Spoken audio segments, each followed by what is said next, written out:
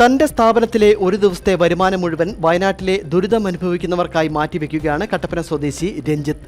വള്ളക്കടവിൽ പ്രവർത്തിക്കുന്ന മിസ്റ്റർ ഷാ എന്ന മേക്കപ്പ് സ്റ്റുഡിയോയിൽ ഇന്ന് ലഭിച്ച വരുമാനമാണ് വയനാടിന് കൈത്താങ്ങായി രഞ്ജിത്ത് നൽകുന്നത്. കേരളത്തെ പിടിച്ചുലച്ച വയനാട് ദുരന്തഭൂമിക്ക് നാടെങ്ങും ഒറ്റക്കെട്ടായി സഹായവുമായി രംഗത്ത് വരികയാണ്. ഇത്തരത്തിൽ കട്ടപ്പന വള്ളക്കടവ് സ്വദേശിയാണ് തന്റെ സ്ഥാപനത്തിന്റെ ഒരു ദിവസത്തെ മുഴുവൻ വരുമാനവും വയനാട്ടിലേക്ക് നൽകുവാൻ സന്നദ്ധനായിരിക്കുന്നത്. വള്ളക്കടവിൽ പ്രവർത്തിക്കുന്ന മിസ്റ്റർ ഷാ എന്ന മേക്കപ്പ് സ്റ്റുഡിയോയാണ് രഞ്ജിത്തിന്റെ സ്ഥാപനം.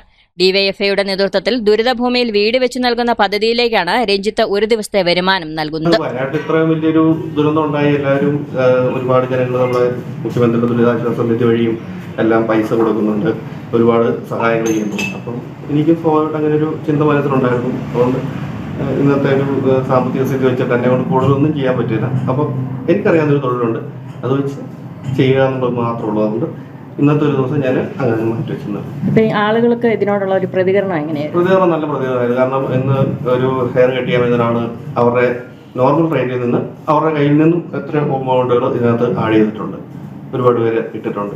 നമ്മളിപ്പോൾ ഇത് ഞാൻ ഉദ്ദേശിക്കുന്നത് കളക്ട് ചെയ്തിപ്പം നമ്മളൊരു ഡിവൈഎഫ്ഐയുടെ ഒരു വീട് ഭവന നിർമ്മാണ പദ്ധതി ഉണ്ട്. അപ്പോൾ ഒരു 25 വീട് കേരളമൊട്ടായുള്ള ഡിവൈഎഫ്ഐ പ്രവർത്തകർ ചെയ്തു കൊടുക്കുന്നുണ്ട്. അപ്പോൾ അതിനകത്തോട്ട് സംഭാവന ചെയ്യാനാണ് ഉദ്ദേശിക്കുന്നത്.